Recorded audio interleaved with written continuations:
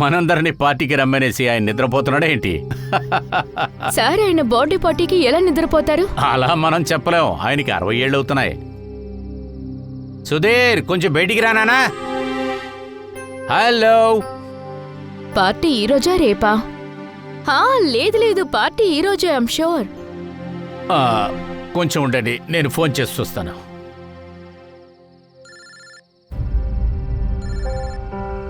Phone లోపల నుండి ring అవుతుంది. అయితే ఆయన లోపలే ఉండుంటారు. మరెందుకని లోపల నుండి డోర్ ఓపెన్ చేయడం లేదు? నేనే చెప్పాను కదా, ఆయనకి 60 ఏళ్ళు అవుతున్నాయి. ఆయన ఏం చిన్న కుర్రోడు కాదు. Sudheer,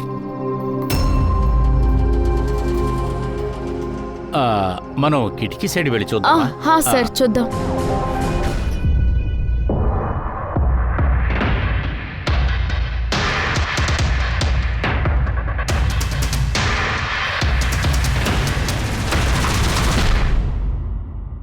emergency medical information. ఇతనికి బాదాము ఫిష్ అలర్జీ అని రాశారు సార్.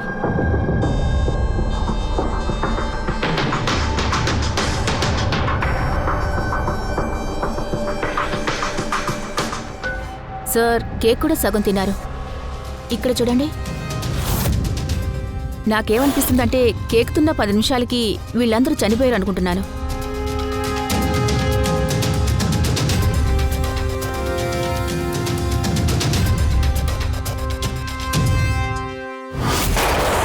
ఇక్కడి నుంచే షూట్ చేసినట్టున్నాడు.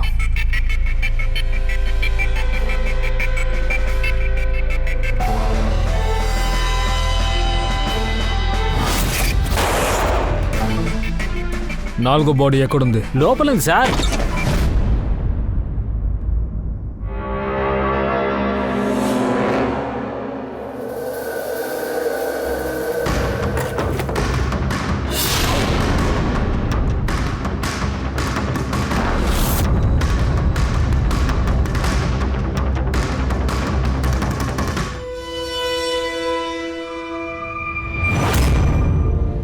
గన్ కేస్, కానీ గన్ను లేదు.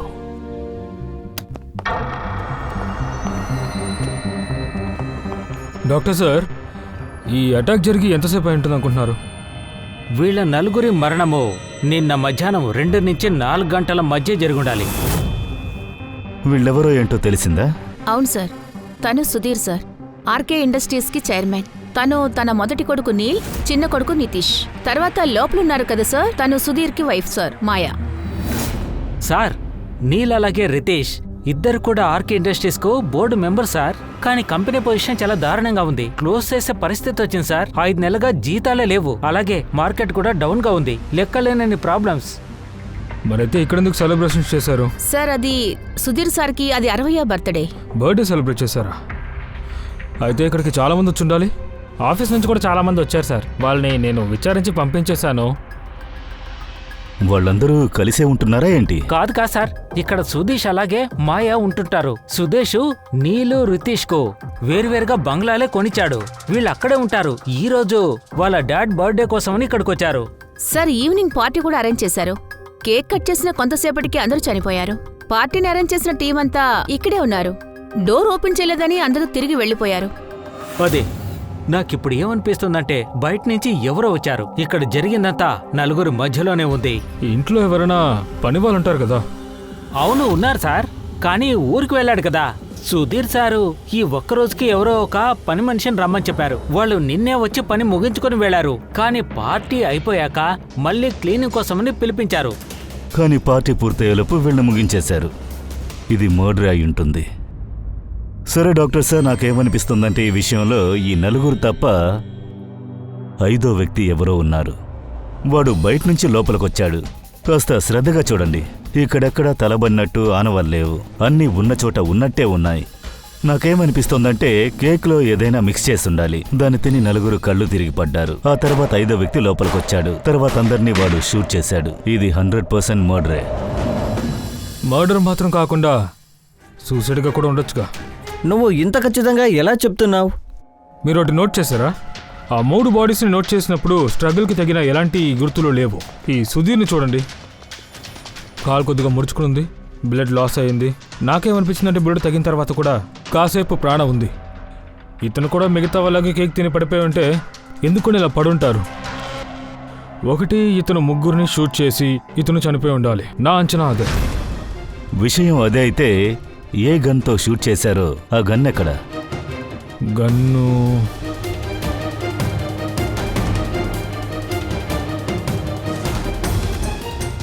ఈ చోట బుల్లెట్ తగిలింది కాబట్టి మిస్టర్ సుధీర్ తనకు తానే కాల్చుకునుంటే అతను ముందుకే కదా పడుండేవారు. ఇంకపోతే గన్ ఇక్కడ ఉండేది.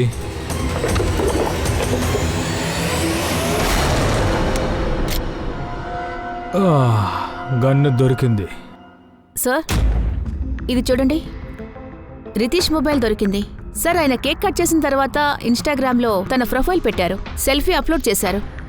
నేను చెప్పాను కదా, 5వ వ్యక్తి వచ్చే అవకాశమే లేదని. అదేమో తెలియట్లేదు నాకు. ఇప్పటికీ అనుమానంగానే ఉంది. మన పని కూడా అనుమానించడమే కదా సార్. ఇక్కడున్న ఎవిడెన్స్ ప్రూఫ్ అన్నిటినీ ముందు మనం సార్ ఆఫీస్కి తీసుకెళ్దాం. ఏమంటారు ఏసీపీ సార్? ఏమంటారు చూద్దాం. ఖచ్చితంగా అక్కడ ఏదో సమస్య జరిగింది. బాస్, నాకు వాళ్ళ ఒంట్లో నుంచి చిన్న చిన్న కేక్ పీసులు దొరికాయి. ఆ కేక్లోన సిడేటివ్ని మిక్స్ చేశారు. మత్తు మందు. సెడటివా? వాళ్ళు తిన్నారు, కళ్ళు తిరిగి పడిపోయారు. నలుగురా? కాదు, ముగ్గురు మాత్రమే. నీల్, రితీష్ ఇంకా మాయా. నాకు వాళ్ళ ముగ్గురి బాడీలోనిచే కేక్ పీసులు దొరికాయి. అయితే సుధీర్ సార్ కేక్ తినలేదా? లేదయ్యా, సుధీర్ మాత్రమే ఒంటరివాడు. అతనికి బుల్లెట్ తగిలినప్పుడు ప్రాణాలతోనే ఉన్నాడు. సార్, సుధీర్ సార్ తన బర్త్డేకి కేక్ తినలేదంటారా? లేదు, ఎందుకంటే అందులో బాదం మిక్స్ చేశారు. కానీ సార్ వాళ్ళ ఇంటి మనుషులకు తెలుస్తుంది కదా ఆయనకి బాదం వల్ల అలర్జీ వస్తుందని. ఎగ్జాక్ట్లీ. మరి అలాంటప్పుడు ఎందుకు అలాంటి కేక్? చాలా వింతగా ఉంది. ఈ బర్త్డే పార్టీలో ఆ కేక్ని వేరే ముగ్గురే తిన్నారన్నమాట. కేక్ ముగ్గురు తిన్నారు, కానీ ఒక గన్ను దొరికింది కదా. ఆ గన్నులోని 4 బుల్లెట్లు ఈ నలుగురిలోనే ఉన్నాయి. ఇందులో ముఖ్యమైన విషయం ఏమిటంటే అదే సుధీర్ గన్నే. ఈ గన్ను కూడా ఆయన పేరులో రిజిస్టర్ అయి ఉంది. అయితే సుధీర్ ఆ ముగ్గురిని చంపి అతనికి అతనే సూసైడ్ చేసుకుని ఉంటారా? కానీ ఎందుకు? ఇందులో టెన్షన్ పడటానికి ఏముంది? లాస్లోంచి తప్పించుకుంటానికే. అప్పులు కూడా ఎక్కువయ్యాయి, అందుకని ఆయనతో కలిపి మిగతా ఫ్యామిలీని కూడా చంపాడు. అది తప్పితే ఇంకేం కారణం ఉంటుంది? అవును సార్, అలాగే అనిపిస్తోంది. అయితే అతనికి తెలిసే ఆ బాదం కేక్ని తీసుకొచ్చారు. అతను తినకుండా మిగతా ముగ్గురికి ఆ కేక్నిచ్చి వాళ్ళని తినిపించారు. పార్టీ కూడా జరిగింది. ఆ ముగ్గురు మత్తులో ఉన్నప్పుడు వాళ్ళని కాల్చి తర్వాత తను కాల్చుకుని ఉంటాడు. ఆ పూర్వి నితీష్ ఆ ఫొటోస్ని నెట్లో అప్లోడ్ చేశాడు కదా, దాన్ని కొంచెం స్క్రీన్ చెయ్యి. ఒక్క నిమిషం ఆగు. అదేంటది? ఆ నీడ ఎక్కడి నుంచి పడుతుంది? ఆ కెప్టెన్. ఇక్కడ నలుగురు ఉన్నట్టుగానే ఉంది, కానీ ఆ కట్టను వెనకాల ఎవరో నుంచున్నట్టుందే. దాన్ని అక్కడికే వెళ్ళి చూడాలి, ఆ షాడో అక్కడికి ఎలా వచ్చిందని. 2 గంటల 4 నిమిషాలు. కర్టన్ పొజిషన్ అంతా సేమే కదా ఫ్రెడీ? ఉంది అందరు సార్. పొజిషన్లో ఉండండి. రెడీ? 2, 2, 5. యా. ఏంటి సార్, ఇందులో షాడో కనపడడం లేదు? అయితే ఎక్కడి నుంచి వచ్చి ఉంటుంది?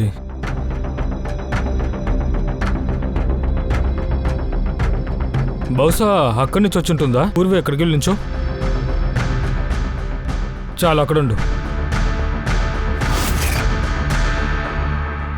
అవును, ఇందులో ఆ షాడో తెలుస్తుంది సార్. ఇంకా చెప్పాలంటే అచ్చం అలాగే ఉంది సార్, సేమ్. అవునదే, ఇక్కడ 5వ వ్యక్తి ఉన్నాడు. ఆయన కూడా నిన్నుంచిన చోట్లోనే నిలబడి ఉంటారు.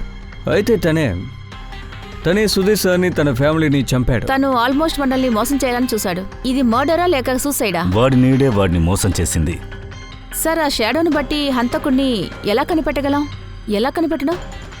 హంతకుల మొదటి టార్గెట్ సుధీర్ సార్ మాత్రమే. ఆయన్ని మాత్రమే చంపారు కదా. అలాగైతే తప్పకుండా తెలిసిన వాళ్ళే అయి ఉంటారు సార్. రైట్.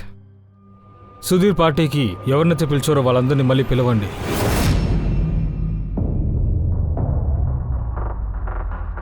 సార్ నా పేరు పరి. మీరు సుధీర్ సార్కి ఎగ్జిక్యూటివ్ అసిస్టెంటే కదా?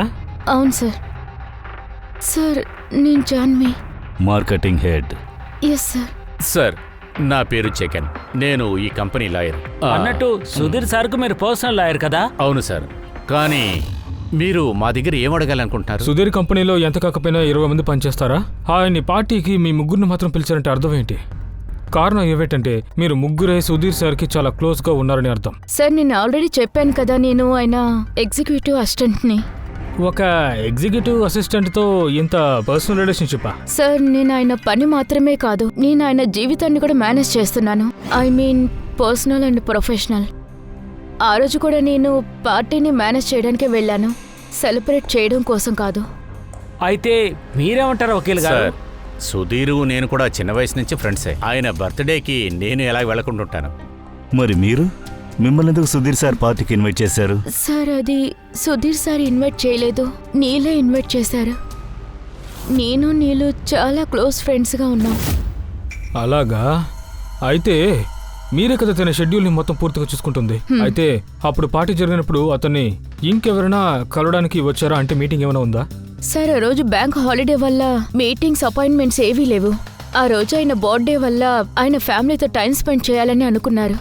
మరి మధ్యాహ్నం 2 నుంచి 3 గంటలకి ఎక్కడున్నారు? సార్ నేను నా ఇంట్లోనే ఉన్నాను, వీ బ్లాగ్ చేయడానికి. వి బ్లాకా? Video vlog. నాకు ఇంటర్నెట్ ఛానల్ ఉంది. నేను కొన్ని వీడియోస్ని రికార్డ్ చేసి అప్లోడ్ చేస్తుంటాను. సార్ అప్పుడు నిద్రపోతూ ఉన్నాను, నాకు ఒంట్లో బాగాలేదు. సార్ నేను మా ఫ్యామిలీతో మూవీకి వెళ్ళాను. సరే, మీరు ఈ మధ్యకాలంలో సుధీర్ ప్రవర్తనలో ఏమైనా మార్పులు చూసారా? అవును సార్, నేను కూడా నోటీస్ చేశాను. సార్ 1 నెలకు ముందు కంపెనీలో ఒక మీటింగ్ జరిగింది.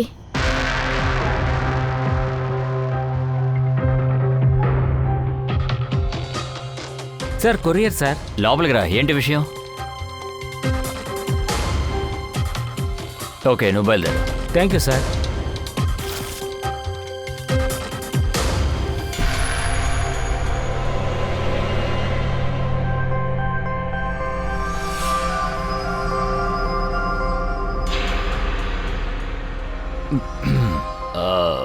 Sorry gentlemen, meeting is over. చిన్నపిల్లల డ్రెస్సా? Yes sir. మరి మీరు ఇంకేమైనా నోటీస్ చేశారా కొద్దిగా విచిత్రమైనది? అవును సార్, అది ఒక 2 వారాలకు ముందు ఆయన నాతో ఏం చెప్పారంటే ఆస్తి పేపర్లు మార్చి రాయాలని చెప్పారు. దస్తావేజులు మార్చి రాయాలా? తెలియలేదు సార్, కానీ ఆయన రాసిపెట్టిన ఆస్తి పేపర్లో 3 పేర్లు ఉన్నాయి. ఒకటి వాళ్ళ వైఫ్ మాయ, తర్వాత వాళ్ళిద్దరు పిల్లలు. కానీ ఆయన 4వదిగా వేరే పేరేదో యాడ్ చేయాలని నాతో చెప్పారు. అయితే ఆ 4వ వ్యక్తి పేరేంటి? సార్ ఆయన ఇంకా నాకు పేరేం చెప్పలేదు. ఏం రాసేశారా? లేదు, నేను దానికి తగిన పేపర్లవి రెడీ చేసి ఉంచాను, కానీ పేరు రాసి సునీల్ గారు సైన్ చేస్తారనుకున్నాను. కానీ హఠాత్తుగా ఏమైందో తెలియలేదు. ఆయన బర్త్డేకి 2 రోజుల ముందు ఆయన నాకు చెప్పారు ఆస్తి పేపర్లు చేంజ్ చేయొద్దని, పాత విల్లు ఎలా ఉందో అలాగే ఉంచమన్నారు. సరే, హఠాత్తుగా ఇప్పుడు ఆ 4వ వ్యక్తి ఎక్కడి నుంచి వచ్చుంటాడబ్బా? తన పేరును ఎందుకుని సుధీర్ తన ఆస్తిలో ఇంక్లూడ్ చేయాలనుకుని ఉంటారు? సుధీర్ చావుకి ఆ 4వ వ్యక్తికి ఏదైనా సంబంధం ఉందా? నాకు ఒక్క విషయం మాత్రం అర్థం కావట్లేదు సార్. ఆ చిన్నపిల్లల డ్రెస్ని తనకు మాత్రమే ఎవరో ఎందుకు పంపారు? పిల్లల డ్రెస్ పంపించాడంటే మరి ఆ ఎన్వలప్ ఎక్కడా? సుధీర్ సార్ ఇంట్లో నేను బాగా చెక్ చేశాను, అప్పుడు అక్కడేమీ దొరకలేదుగా. అలా కాకపోతే తన ఆఫీస్లో ఉంటుందా?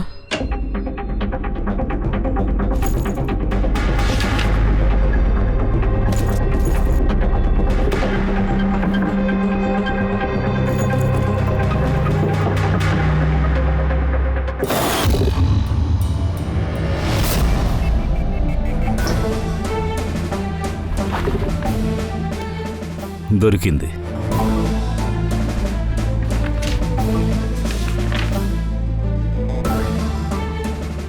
ఏంటిది?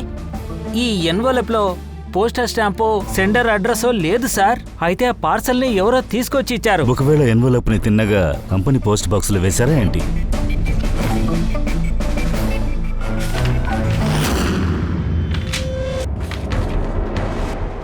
ఈ ఎన్వలప్ని డాక్టర్ దగ్గరకు పంపిద్దాం, ఆయన ఏమైనా కనిపెట్టొచ్చుగా. ఓకే, అలాగే ఈ జాన్వి ఏదో చెప్తూ ఉంది కదా, ఈ కవర్ని చూడగానే సుధీర్ చాలా షాక్కి గురైనట్టు, ఏదో ఒక పాత విషయాన్ని గుర్తు తెచ్చుకోవడానికి ట్రై చేస్తారనిపిస్తోంది. ఆ తర్వాత ఆయన ఎవరికో ఖచ్చితంగా ఫోన్ చేసి ఉండాలి. పోయిన నెల సుధీర్ సార్ కాల్ రికార్డ్స్ని చూడాలి. అప్పుడు తెలుస్తుంది కదా ఈ ఎన్వలప్ దొరికాక సుధీర్ సార్ ఎవరికి కాల్ చేశారని. సుధీర్ కాల్ చేయడం నిజమే. చాలా సంవత్సరాల తర్వాత. మీరేం మాట్లాడారు? ఆయన అడిగారు ఆ ఎన్వలప్ని ఎందుకు నువ్వు పంపించావు అని. కానీ నేను ఎలాంటి ఎన్వలప్ని అస్సలు పంపించలేదు. అయితే ఖచ్చితంగా ఇది ఒక రీజన్ ఉండాలి కదా. సుధీర్ మిమ్మల్ని కదా అనుమానించారు? అవును, ఆ ఎన్వలప్లో చిన్న బిడ్డ డ్రెస్ ఉంది. ఆయన అనుకుని ఉంటారు అది ఆ డ్రెస్సే అని. నేను సుధీరు మా బిడ్డ కోసం తీసుకున్నది. ఆ, మా బిడ్డకి అలా అంటే? నాకు సుధీర్కి పుట్టిన బిడ్డ. 20 సంవత్సరాల క్రితం ఆర్కే ఇండస్ట్రీలో అకౌంటెంట్గా నేను అక్కడ పనిచేసేదాన్ని. అప్పుడు సుధీర్ వాళ్ళ నాన్నగారే ఆ కంపెనీకి యజమాని. అక్కడే సుధీర్కి నాకు ప్రేమ పుట్టింది. ఈ విషయం ఇంట్లో చెప్పాలని నేను అనుకునే టైంలోనే నేను ప్రెగ్నెంట్ అని నాకు తెలిసింది. అది మీ ఇద్దరికి అసలు పెళ్ళి అవ్వలేదా? లేదు,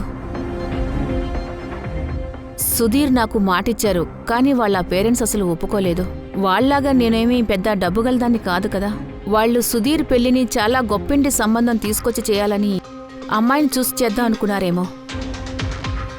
ఇంకా వాళ్ళ పేరెంట్స్ ఫ్యామిలీస్ చాలా ట్రై చేశారు మా ఇద్దరికి పెళ్లి చేద్దాము అని. చెప్పాలంటే మా ఫ్యామిలీ కూడా వాళ్ళు ట్రై చేశారు చెప్దామని. వాళ్ళు బిడ్డని అడాప్ట్ చేద్దామని అన్నారు. నేను చాలా మొండిగా ఉన్నాను. ఇక పైన ఏవైనా సరే నేను ఆ బిడ్డని పెంచుకోనని కూడా చెప్పాను. మార్చి 15, 1990లో నా బిడ్డ ఈ లోకంలో అడుగుపెట్టాడు. ఆ రోజు రాత్రే తను చనిపోయాడు.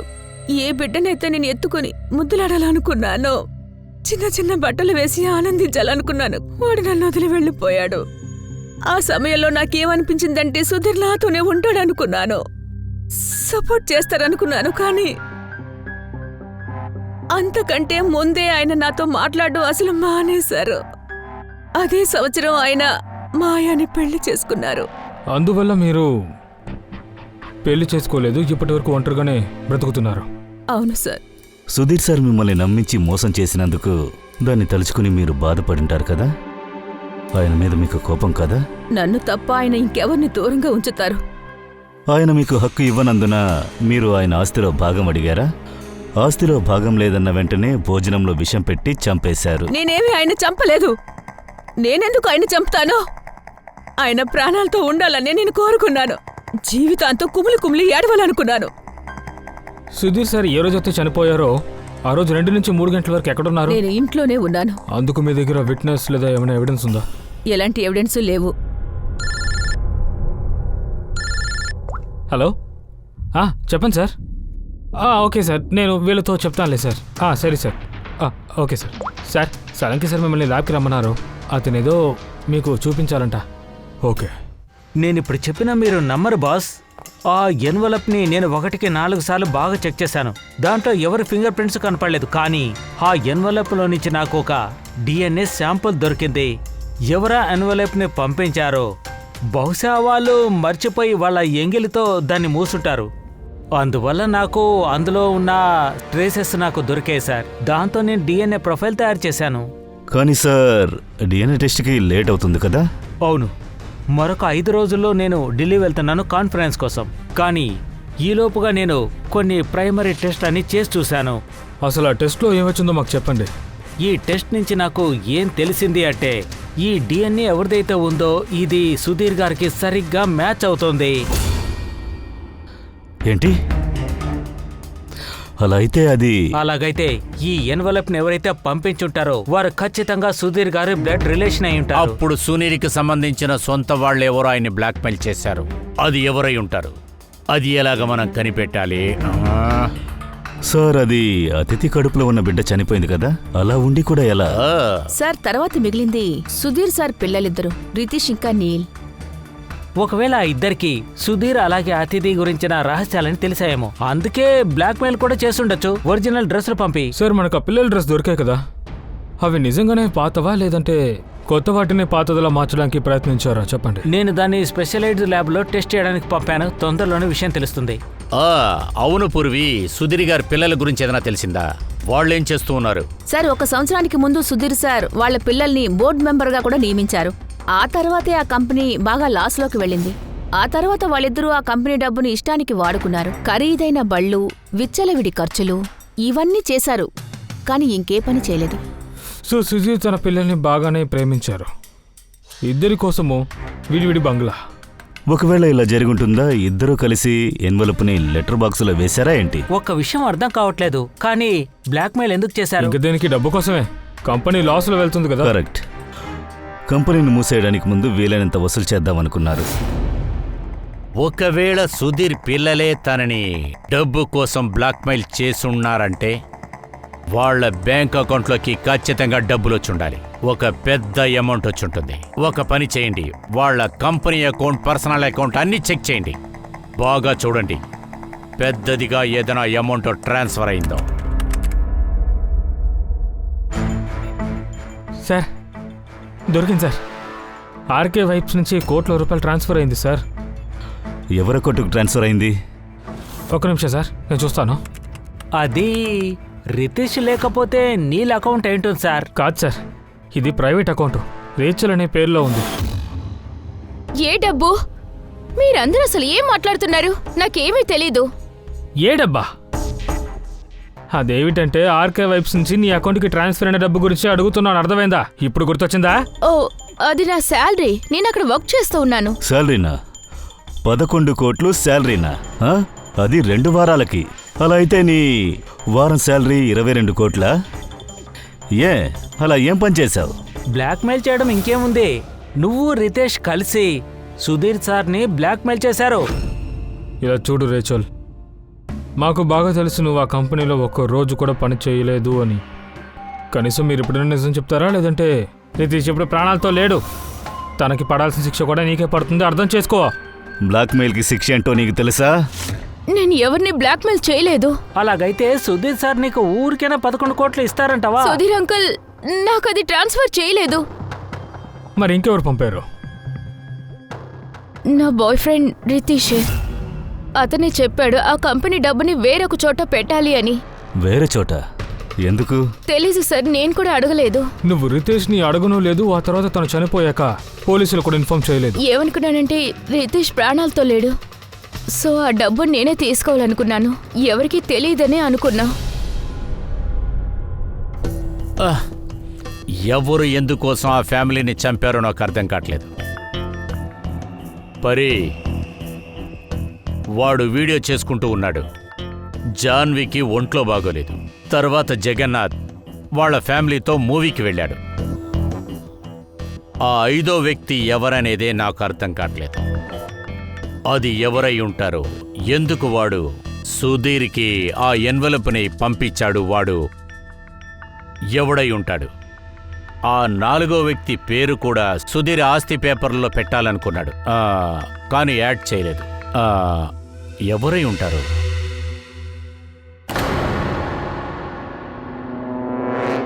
ఫ్రేమ్లో 2వ కేక్ ఎక్కడి నుంచి వచ్చింది? అవును సార్. ఏంటి సార్, 2 కేక్? అదే కదా నేను అడుగుతున్నాను. బర్త్డే ఫంక్షన్ జరుగుతున్నప్పుడు సునీల్ తన ఫ్యామిలీతో చిన్న కేకే కదా కట్ చేశాడు. అక్కడెందుకని ఇంత పెద్ద కేక్ ఉంది? ఇది ఎక్కడి నుంచి వచ్చింది? సార్, అది ఈవినింగ్ జరిగే పార్టీలో కేక్ని కట్ చేద్దామని అనుకుంటారు కదా. సుధీర్ సార్ ఏంటి 18 ఏళ్ళ అబ్బాయా ఏంటి? బర్త్డేకి 2 కేకులు కొని పెట్టడం. సార్, నాకేమనిపిస్తుందంటే ఆ కేక్ని ఎవరైనా గిఫ్ట్గా ఇచ్చిండొచ్చు కదా, బాదం కేక్. అప్పుడు బాక్సులోనే దాన్ని తీసుకొచ్చుంటారు. అప్పుడు కొట్టు పేరు ఉండాల్సిందే కదా. లేదు సార్, అలాంటి ఏ బాక్సు అసలు దొరకలేదే. లేదు. అయితే ఇంట్లో ఎవరైనా కేక్ని రెడీ చేశారా ఏంటి? బహుశా అందుకే మనకు ఆ బాక్స్ అక్కడ దొరకలేదేమో. అలాగైతే సార్, మరి ఆ బాదాం మిక్స్ చేసిన కేక్ని ఎవరు తయారు చేసుంటారు? సార్ సార్, నేను జానీ ప్రొఫైల్ని చెక్ చేశాను. ఇందులో చూస్తే చాలా ఫొటోస్ ఉన్నాయి. అందులో తను కేక్స్, పేస్ట్రీస్ బేక్ చేసింది.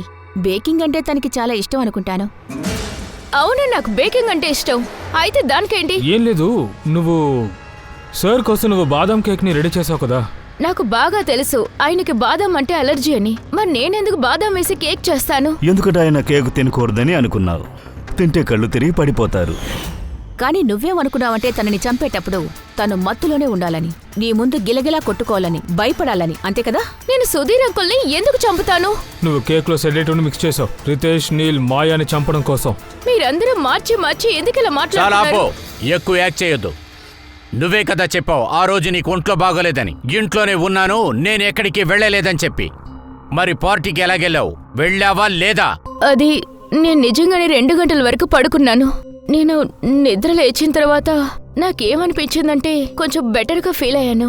ఆ తర్వాతే నేను పార్టీకి బయలుదేరాను. ఇక ఇందులో ఏం తప్పుంది? అలాగైతే నువ్వు 2 నుంచి 3 వరకు నిద్రపోయినట్టయితే 2:30కు సార్ చనిపోయారు కదా, అప్పుడు ఎక్కడున్నావు? అన్నట్టు నీ మొబైల్ వాళ్ళ ఇంటి పక్కన ఏం చేస్తుందమ్మా? చూడు, ఇక నువ్వు అబద్ధం చెప్పలేవు. పూర్తి ఫోన్ రికార్డ్స్ ఇప్పుడు మా దగ్గరే ఉన్నాయి. సుధీర్ సార్ ఎప్పుడైతే చనిపోయారో అప్పుడు నీ మొబైల్ లొకేషన్ అతనింటి పక్కనే కనిపించింది. నువ్విప్పుడు నిజం చెప్తావా లేక ఇంకా టైం వేస్ట్ చేస్తావా? నేను నీళ్ళు ఒకరినొకరం ప్రేమించుకున్నాం. మేమేమనుకున్నామంటే నీల్ డాడీ బర్త్డే, సో అది మాకు మంచి ఛాన్స్ అనుకున్నాం. ఆ రోజు ఈ విషయం చెప్పేద్దాం అనుకున్నాం. అందుకే ఆ రోజు అక్కడికి నేను వెళ్ళాను. అక్కడే తిరుగుతూ ఉన్నాం. నీల్కి కాల్ చేశాను కూడా. నేను చాలాసేపు అక్కడే తిరుగుతూ ఉన్నాను, కానీ నీల్ నాకు కాలే చేయలేదు. నేనేమనుకున్నానంటే నీల్కు ఒకవేళ ఛాన్స్ దొరకలేదని నాకు కాల్ చేయడానికి. అబద్ధం చెప్తున్నావు. నీలు నిన్ను మోసం చేశాడని అనుకున్నావు. అందువల్ల నువ్వు అతని టోటల్ ఫ్యామిలీని చంపేశావు. మీరు అనవసరంగా ఆలోచిస్తున్నారు. నాకు బేకింగ్ అంటే ఇష్టమని నేనే ఈ హత్య చేశానడానికి ఏంటి గ్యారంటీ? ఇంటర్నెట్లో రెసిపీ చూసి ఎవరైనా కేక్ తయారు చేయొచ్చు కదా. ఇప్పుడు కేక్ తయారు చేయడం అంత పెద్ద విషయం కాదు. రితీష్ గర్ల్ ఫ్రెండ్ రిచా, తను కూడా బేకింగ్ చేస్తుంది. మరెందుకని మీరు తనని అడగలేదు? వాళ్ళని కూడా మేము అడుగుతాం. వాళ్ళని పిలవండి. ఇది బాగా ఇంట్రెస్టింగ్ అయిన కేసే. ఇటువంటి కేసు ఎప్పుడూ దొరకదు. మీలాంటి చాలా మంది దగ్గర ఒకే ఒక మనిషి ప్రాణాలు తీయటం కోసం ఛాన్సెస్ ఉన్నాయి, కారణం కూడా ఉంది. సార్ మళ్ళీ అడుగుతున్నారు? సార్ అసలు నేను ఎందుకు చంపుతాను? మీరు నీల్ని పెళ్లి చేసుకోవాలని ఆశపడ్డారు కదా, కానీ ఫ్యామిలీలో ఒప్పుకోలేదు. హత్య చేయడానికి దీనికన్నా ఇంకా పెద్ద కారణం ఏం కావాలి? సుధీర్ సార్ ఫ్యామిలీకి చాలా ముఖ్యమైనది ఈ సోషల్ స్టేటసే. అదే నీకు ముఖ్యం. అందుకు పర్ఫెక్ట్ ఎగ్జాంపుల్ అదితి మేడమే. అప్పుడు సుధీర్ సార్ జీవితంలో సోషల్ స్టేటస్ నమ్మి మీ జీవితాన్ని నాశనం చేశారు. అప్పుడు మీకంటే ఎక్కువ కోపం ఎవరికుంటుంది చెప్పండి? నాకు డబ్బు హోదా పెద్ద విషయమే కాదు. నేను ఏ విషయంలోనూ అసలు బాధపడిందే లేదు. మీరు కూడా దేనికి భయపడే ఉండరు, అంతేనా? ఇప్పుడైతే కేవలం 5,000 రూపాయలు కూడా హత్యలు చేస్తున్నారు కదా, కానీ నీకు మాత్రం కూర్చున్న చోటే 11 కోట్ల రూపాయలు వచ్చాయి. అలాగే మీకు సుధీర్ సార్ అతని లైఫ్ కంట్రోల్ని రిమోట్ లాగా మీ చేతికి ఇచ్చారు కదా, కాబట్టి మీకు అన్నీ తెలుసుంటాయి. అప్పుడు గన్ను పెట్టుకున్న విషయం కూడా మీకు తెలుసుండాలి కదా. ఇలా చూడండి, మీరు ఏమైనా అనుకోండి, నాకేం పర్వాలేదు. మీకు ఆల్రెడీ చెప్పాను నేను ఇంట్లోనే ఉండి వ్లాగ్స్ చేసుకుంటున్నాను అని. మీరు కావాలంటే నా మొబైల్ చెక్ చేసుకోండి. ఖచ్చితంగా ఇవ్వండి. చెక్ చేస్తే తెలుస్తుంది కదా వీడియో లాగ్ ఎలా చేస్తున్నారని.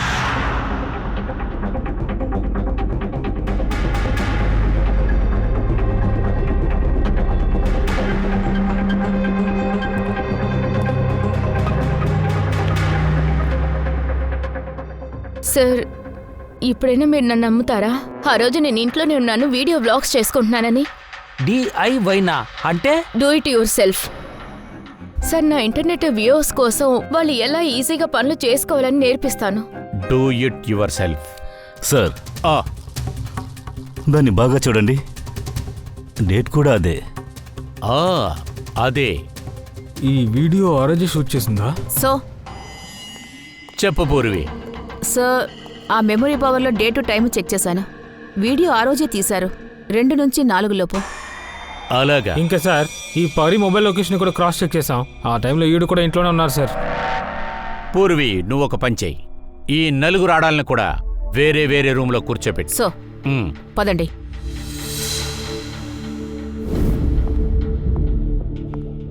సార్, ఇక మీరు ఏం చేస్తారు చెప్పండి? ఎవిడెన్స్ అన్ని వ్యతిరేకంగా ఉన్నాయి. ఏంటి సార్ ఇది? ఒకటే తలనొప్పి వ్యవహారంలో ఉంది. ఫ్రెడీ, ఒక విషయం కన్ఫర్మ్. చీకటిగా ఉన్నప్పుడు అక్కడ నీడకి పనే లేదు. నాకేమనిపిస్తుందంటే ఈ ఆటనంతా నీడకి సంబంధించిన ఆటే. ఈ సన్డైల్ తెలుసు కదా, సన్డైల్.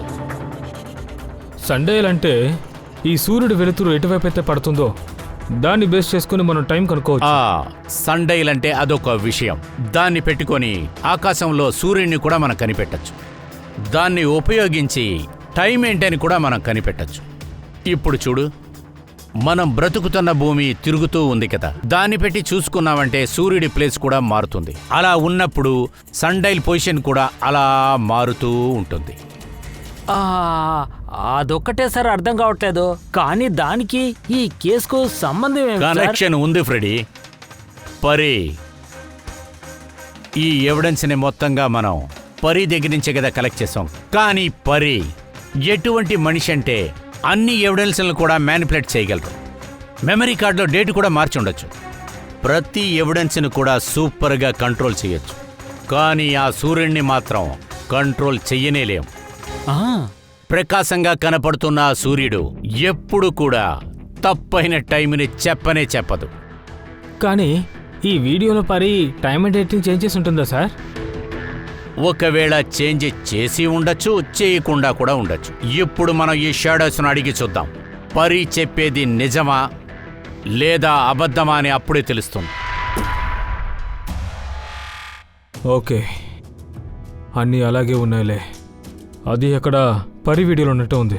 దాదాపు అన్ని విషయాలు ఒకేలా ఉన్నాయి. ఇప్పుడు పర్వీ ప్లేస్లో పూర్వీ ఉండాలి. సార్, అయితే మరి మనం ఏం చేయాలనుకుంటున్నారు? తర్వాత 6 గంటల సేపు పూర్వి అలాగే అక్కడే నుంచుంటూ ఉండాలి.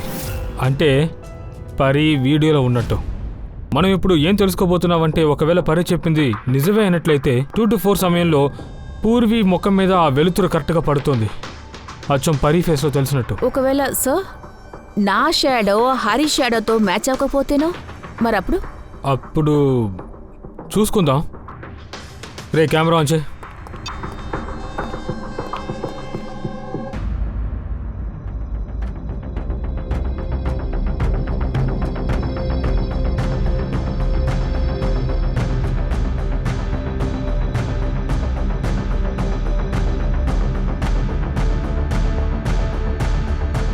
సరే, good. Okay Purvi, relax. Sir, వీడియోలో ఏముంది? వెయిట్ చేయండి, చూద్దాం.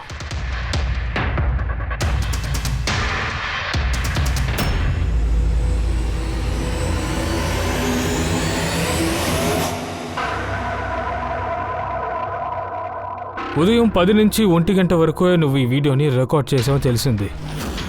తర్వాత నువ్వు ఏం చేసావంటే, తెలివిగా నువ్వు వీడియోలో టైం డేట్ని మార్చేశావు. మెమరీ కార్డులో డేట్ అండ్ టైంని చేంజ్ చేశావు. మొబైల్ని ఇంట్లో పెట్టొచ్చావు. మాకు ఆ లొకేషనే కదా తెలుస్తుంది. ఏమనుకున్నావు? ఈ విధంగా చేస్తే మేం మోసపోతామనుకున్నావా? కానీ మీరు మమ్మల్ని మోసం చేయలేకపోయారు. ఆకాశంలో ఉన్న సూర్యుడిని మోసం చేయలేకపోయారు. మీ వీడియోలో ఎండ డైరెక్షన్ చూసినప్పుడు నాకు ఒక విషయం బాగా అర్థమైంది. ఆ వీడియో 11 గంటల నుంచి 1 గంట లోపే తీయబడింది.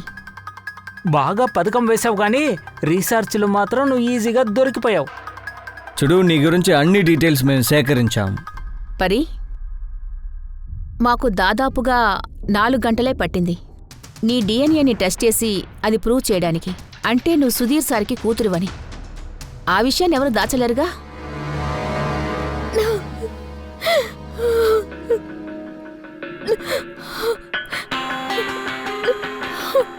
యాక్చువల్లీ నేను ఆయన చంపాలనుకోలేదు. దేవుడు సాక్షిగా నేను చంపాలనుకోలా. నేనేం కోరుకున్నానంటే ఆయన నన్ను స్వీకరించాలని. చిన్న వయసు నుండి నేను అనాథాశ్రమంలో నేను బ్రతికాను. అదే నాకు ఒక ఫ్యామిలీ కావాలనిపించింది. నువ్వు సుధీర్ సార్ గురించి ఎప్పుడు తెలుసుకున్నా?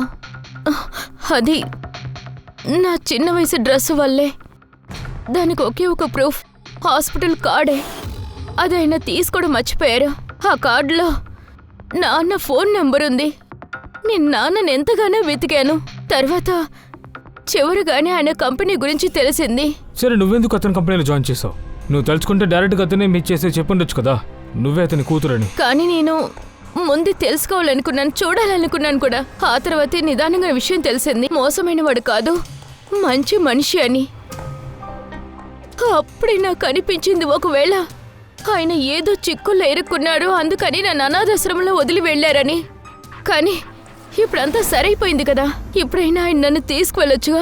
నువ్వు మీట్ చేసిన విషయాన్ని ఓపెన్గా వచ్చి చెప్పొచ్చు కదా. ఆయన నన్ను గుర్తుపట్టాలనుకున్నాను. ఆయనకి ఏది ముఖ్యమో అదే ఆలోచించా. డబ్బా లేక నేనా అని. అందువల్లే సుధీర్ సార్ మళ్ళీ వీలునామాని మార్చాలనుకున్నారా? అవును, ఆయన నన్ను స్వీకరిస్తారని అనుకున్నాను. కానీ సుధీర్ తన నిర్ణయాన్ని ఆఖరిగా మార్చుకున్నాడుగా. అది నువ్వు అసలు తట్టుకోలేకపోయావు. సరే, ఆయన వైఫ్, ఇక ఆయన పిల్లల వల్లే అయినా ఇక నేను ఓర్చుకోలేకపోయాను. నాన్న వీళ్ళమ్మలో నా పేరు చేర్చడానికి బదులుగా అయినప్పటికీ సుధీర్ సార్ నిన్ను ఇంకొకసారి అంగీకరించనని చెప్పారు కదా. అవును, ఇప్పటికీ దానికి కారణం ఆయన ఫ్యామిలీయే. అప్పుడే ఆయన కొంచెం కూడా మారలేదని తెలిసింది. ఆయనకి డబ్బే ముఖ్యం ఎప్పటికీ. సెల్ఫిష్. ఆయనకి ఏం అక్కర్లేదు, మిగతా వాళ్ళ గురించి పట్టించుకోరు. ఆస్తిలో భాగం రాలేదన్న ఉద్దేశంతో నువ్వు ఆయన్ని వేధించడం మొదలుపెట్టావు. లేదు, నేను ముందు ఆయనకి ఎన్వలప్ పంపించాను కదా, అప్పుడు నా మైండ్లో ఏమీ లేదు. లేదంటే నేను అంత పిచ్చిదాన్ని కాదుగా. నా ఒమ్ముతో ఆ ఎన్వలప్ని అంటించి పంపించేదాన్ని కాదు. నేను ఏమి నమ్ముతూ ఉన్నానంటే అట్లీస్ట్ ఆయన ఫ్యామిలీలో నన్ను ఒకరిగా చేర్చుకుంటారని, అప్పుడు నాకు ఫ్యామిలీ దొరుకుతుందని. కానీ ఏమీ జరగలేదు. అందుకే మా నాన్న బర్త్డే రోజు సెడేటివ్ని అందులో యాడ్ చేసి బాదం కేక్ రెడీ చేసి ఆయన ఇంటికి తీసుకువెళ్ళాను. Happy birthday to you. Happy birthday to you.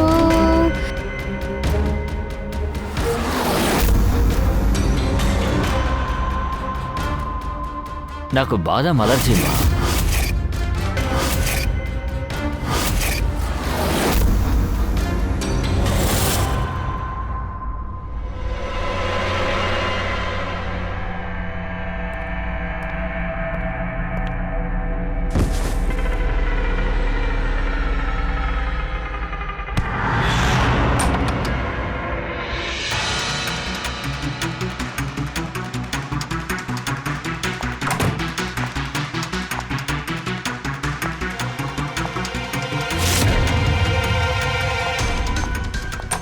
బాబు,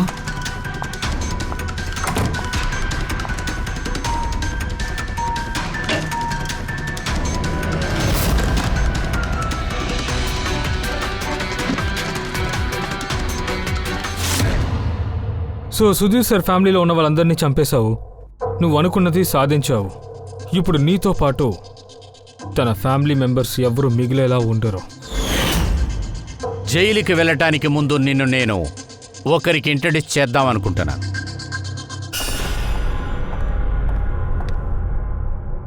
ఈవిడ పేరు అదితి. ఈవిడే మీ అమ్మ. అమ్మా,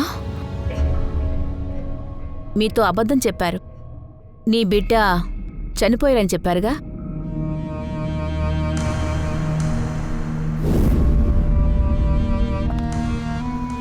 అమ్మా,